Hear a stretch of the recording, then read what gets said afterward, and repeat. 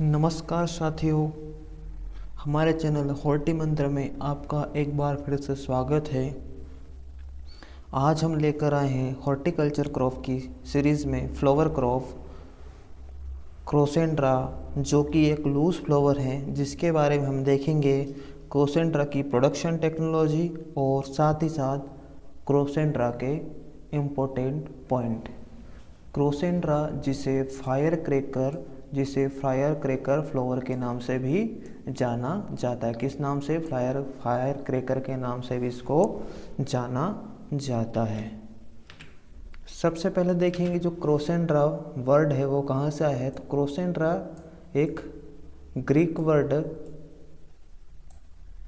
क्रोसोई means fringed और Andre means anther से इसको लिया गया है। कौन कौन से लिया गया है?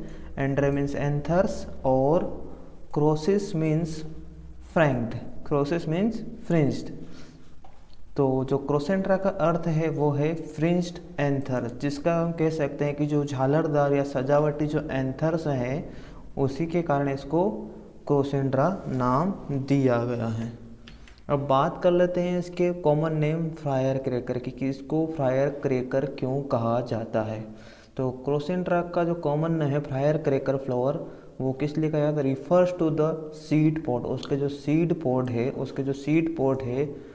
सीड पॉड है उन्हीं के कारण जो क्या है कि जब flower which are found after the flower has dried up and tend to explode when near high humidity और rainfall। जो फ्लावर के जो पॉड हैं वो फ्लावर पॉड पकने के बाद या सूखने के बाद कुछ ऐसे हो जाएंगे, और जब ये सूखने के बाद अगर इसका कॉन्टेक्ट हाई ह्यूमिडिटी और रेन के साथ आता है तो ये क्या होते हैं? एक्सपोज हो जाते हैं। इसी कारण इसको क्या कहा जाता है? इसी कारण इसको फायर क्रैकर कहा जाता है। अब क्रोसेंड्रा की बॉटनिकल नेम की बात कर लें तो जो क्रोसेंड्रा का जो बॉटनिकल नेम है वो है क्रोसेंड्रा इंडिबुलिफॉर्मिस। क्या है? क्रोसेंड्रा इंडिबुलिफॉर्मिस, ये इसका बॉटनिकल नेम है। इसकी फैमिली की बात करें तो क्रोसेंड्रा एकेंथेसी फैमिली से बिलोंग करता है। क्रोमोसोम नंबर की बात कर ली जाए तो क्रोसेंड्रा का जो क्रोमोसोम नंबर है 2n बराबर वो कितना है? 40। 2n बराबर 40। और अगर इसके ओरिजिन की बात की जाए तो अलग अलग बुकों में इसका ओरिजिन अलग अलग दिया गया है। कई जगह इसका इंडो मलाय रीजन बताया गया है, कुछ बुक में ईस्ट इंडीज दिया गया है, और कहीं कहीं साउथ इंडिया और श्रीलंका भी इसका सेंटर ऑफ ओरिजिन बताया गया है। जो क्रोसेंड्रा का जो जीनस है उसमें लगभग कितने स्पीसीज है? उसमें लगभग स्पीसीज है 40 से 50, और उसमें से केवल कुछ स्पीसीज का ही कल्टीवेशन किया जाता है, जिसमें सबसे पहली है क्रोसेंड्रा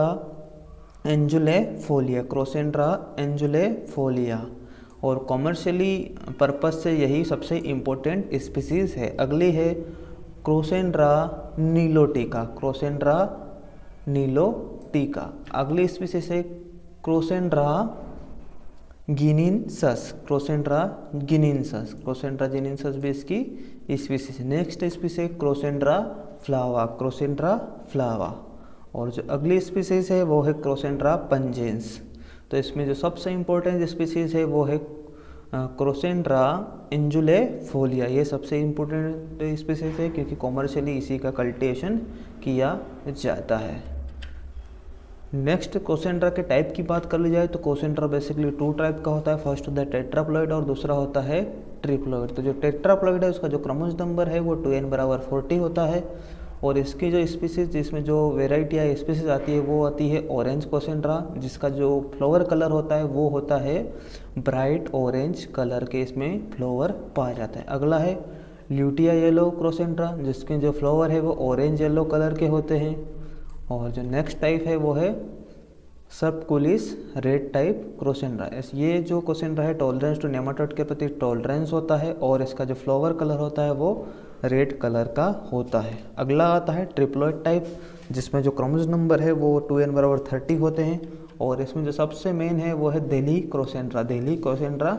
इसमें ट्रिप्लॉइड टाइप का है, और इसमें जो इसका जो फ्लावर कलर होता है वो ऑरेंज कलर का, इसमें डीप ऑरेंज कलर के इसमें फ्लावर पाए जाते हैं। वैरायटी की बात कर ली जाए तो IIHR से जो वैरायटी निकली है उसमें जो सबसे पहली है अर्का कनका, जो कि 2009 में रिलीज़ हुई है। ये क्रॉस है किसका, लोकल येलो और दिल्ली क्रोसेंड्रा का ये क्रॉस है। और इसमें जो फ्लावर कलर होता है वो ब्राइट ये ऑरेंज कलर का इसमें फ्लावर पाया जाता है।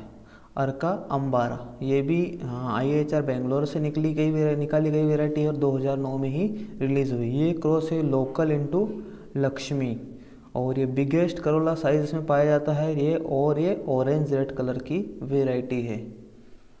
और ये दोनों ही कौन से प्रकार के, दिल्ली क्रोसेंड्रा है, और इनमें सीड नहीं बनते, तो इन दोनों वैरायटी का जो प्रोपोगेशन होता है वो टर्मिनल कटिंग के द्वारा होता है। नेक्स्ट वैरायटी आती है अर्का श्रिया ये लोकल और अर्का अंबारा का क्रॉस है। नेक्स्ट वैरायटी आती है अर्का श्रव्या ये 2011 में रिलीज हुई है, और ये क्रॉस है क्रोसेंड्रा नीलोटिका और मैंगलोर लोकल का।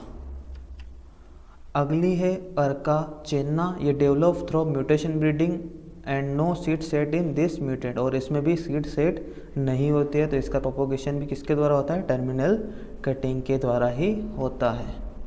अब जो तमिलनाडु एग्रीकल्चर यूनिवर्सिटी से जो निकली गई वैरायटी है उनके बारे में देख लेते हैं। तो सबसे पहली वैरायटी है लक्ष्मी। जो लक्ष्मी है ये TNAU से रिलीज़ की गई वैरायटी है। It is high yielding mutant of Delhi crossandra, ये भी दिल्ली क्रोसेंड्रा का ही म्यूटेंट है। किसका है, दिल्ली क्रोसेंड्रा का म्यूटेंट है। And it is develop through किसके, गामा इरिडेशन के द्वारा ये वैरायटी डेवलप हुई है। किसके द्वारा डेवलप हुई है, तो गामा इरिडेशन के द्वारा ये वैरायटी डेवलप हुई है।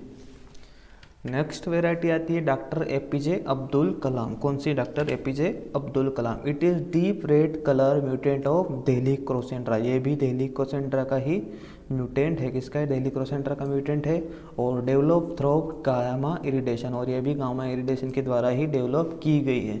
It bears deep red flower which are the first time larger than Delhi crossandra. जो APJ अब्दुल कलाम वैरायटी है इसके जो फ्लावर हैं वो दिल्ली क्रोसेंड्रा के फ्लावर से साइज में बड़े होते हैं। Bold flowers make it suitable for long distance market, flower के बड़े होने के कारण ये लॉन्ग डिस्टेंस मार्केट में भेजने के लिए काफ़ी सुटेबल वैरायटी है। नेक्स्ट वैरायटी आती है क्रोसेंड्रा हाइब्रिड 1। इसके जो फ्लावर कलर होते हैं वो येलोइश ऑरेंज होते हैं, और जो है क्रोसेंड्रा हाइब्रिड 2 ये डार्क पिंक कलर की वैरायटी है। अब जो वैरायटी डेवलप फ्रॉम सिलेक्शन के द्वारा और जो एक्जोटिक बाहर से लाई गई वैरायटी है वो है फोर्टूना और डायन जो वैरायटी है ये कहाँ से लाई गई है, तो ये एक्जोटिक वैरायटी है और सिलेक्शन के द्वारा डेवलप की गई है। अब म्यूटेशन के द्वारा वह कौन कौन सी वैरायटी डेवलप की गई है, तो फर्स्ट है म्यूटेंट ऑफ दिल्ली क्रोसेंड्रा। जो दिल्ली क्रोसेंड्रा का म्यूटेंट कौन कौन सी है, तो वो है कनकधारा, राज कनकम्बरम और मरुवर अर्शी और शुभाशु। ये किसकी म्यूटेंट है, तो ये दिल्ली क्रोसेंड्रा का म्यूटेंट है। और म्यूटेंट ऑफ ल्यूटिया येलो क्रोसेंड्रा, तो विजय कनकम्बरम और नीलांबरी और लक्ष्मी जो है ये म्यूटेंट है येलो क्रोसेंड्रा का। क्लाइमेटिक कंडीशन की बात कर ली जाए क्रोसेंड्रा के फ्लावर के लिए, तो क्रोसेंड्रा जो है वो ट्रॉपिकल एवरग्रीन सब है। क्या है, ट्रॉपिकल एवरग्रीन सब है। जो क्रोसेंड्रा है वो ट्रॉपिकल एवरग्रीन सरब है। It's required temperature 30 to 35 degree Celsius. इसका जो टेम्परेचर चाहिए वो इसकी ग्रोथ के लिए वो चाहिए 30 to 35 डिग्री के आसपास इसको टेम्परेचर चाहिए। Night temperature below 6 degree case Frost injury. अगर जो नाइट टेम्परेचर है अगर वो 6 डिग्री से अगर नीचे जाता है तो इसमें फ्रॉस्ट इंजरी हो जाती है। सोइल की बात कर ली जाए तो क्रोसेंड्रा के प्रोपोगेशन के लिए well drained Sandy-lawn and red soil with pH 6 to 7.5। जो इसमें जो pH रिक्वायरमेंट होती है सॉइल की वो होती है 6 to 7.5। Soil is be tested for nematode before planting. जो सोइल है उसको प्लांटिंग से पहले वहाँ टेस्ट करा लेना चाहिए कि उस सोइल में नेमेटोड तो नहीं है। अगर उस सोइल में अगर नेमेटोड इन्फेस्टेड है तो उसमें सबसे पहले नेमेटोड से डिसइंफेक्टेड करने के लिए केमिकल का यूज़ किया जाता है, जिसमें कार्बोफ्यूरन का उपयोग किया जाता है और कार्बोफ्यूरन और फोरेट का उपयोग किया जाता है।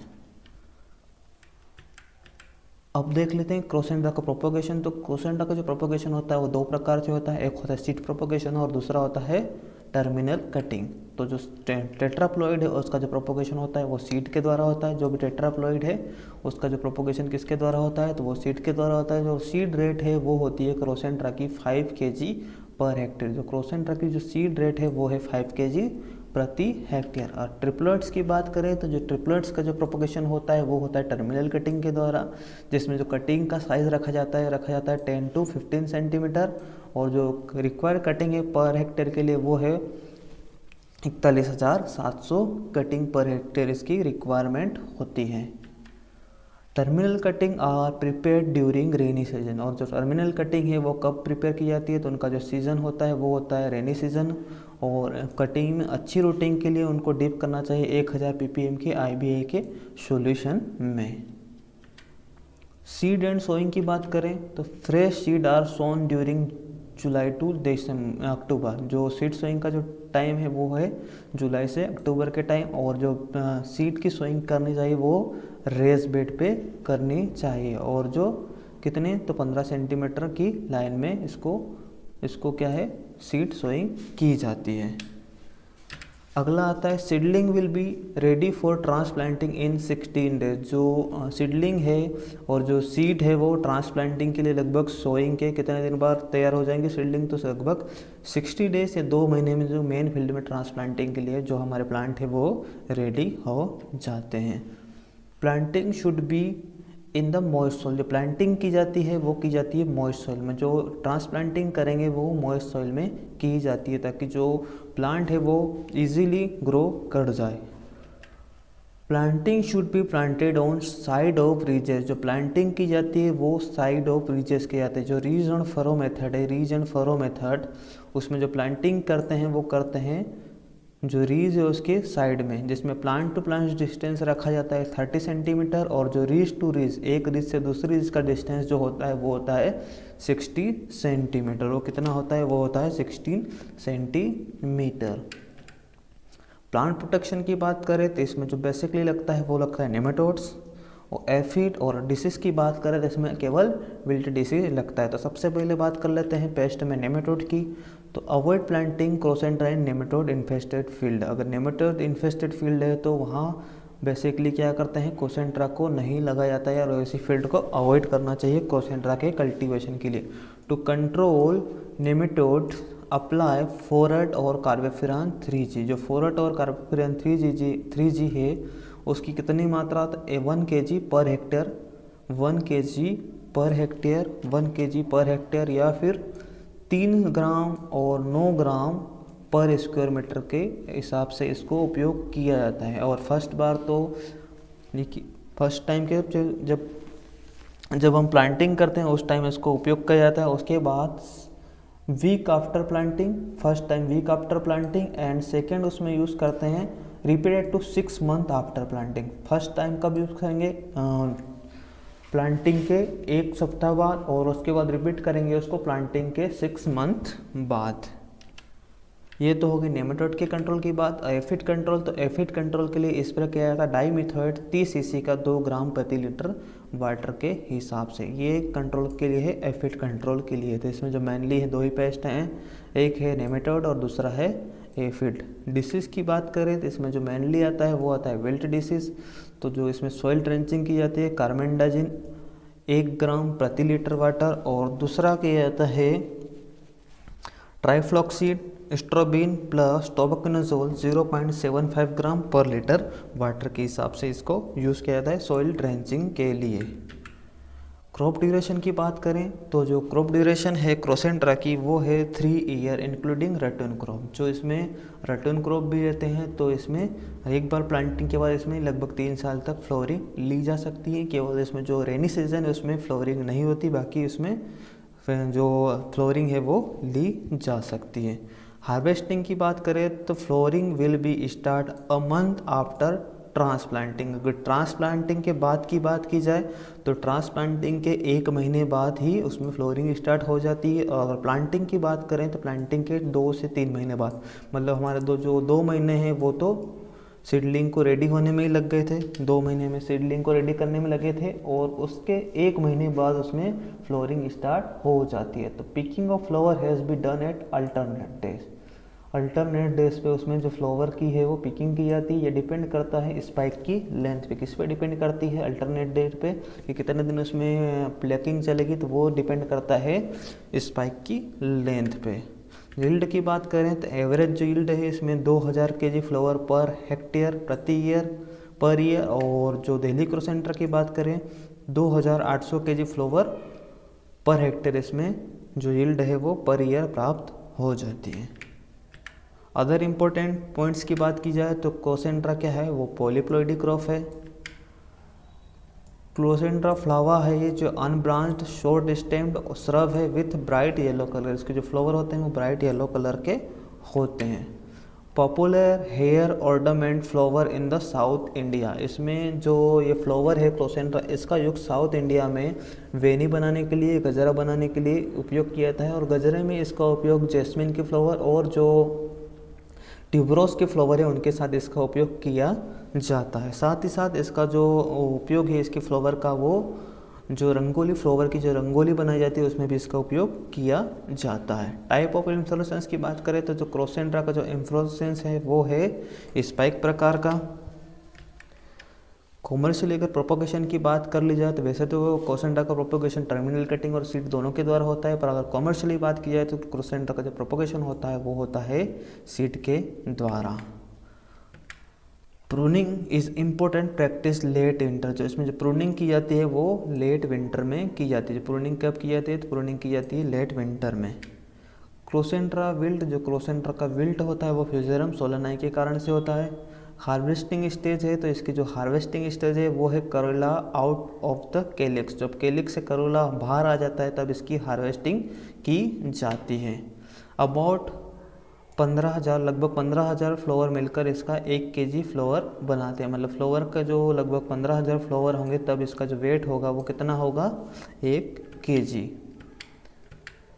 It is state flower of Goa. जो क्रोसेंट्रा है वो गोवा का स्टेट फ्लावर है। कहाँ का स्टेट फ्लावर है क्रोसेंट्रा? क्रोसेंट्रा है वो गोवा का स्टेट फ्लावर है और वहाँ इसको अम्बोली के नाम से जाना जाता है। क्रोसेंट्रा को गोवा और महाराष्ट्र में अम्बोली के नाम से जाना जाता है।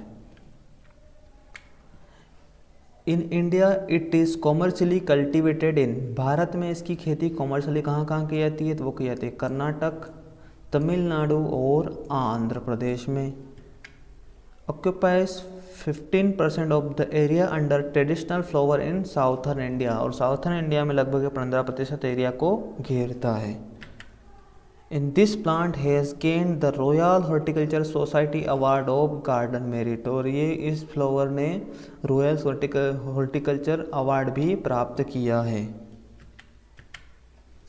वीडियो अच्छा लगा हो तो लाइक शेयर सब्सक्राइब जरूर करें, और अगर हमारे चैनल पर नए हैं तो वीडियो को लाइक शेयर और सब्सक्राइब जरूर करें। धन्यवाद।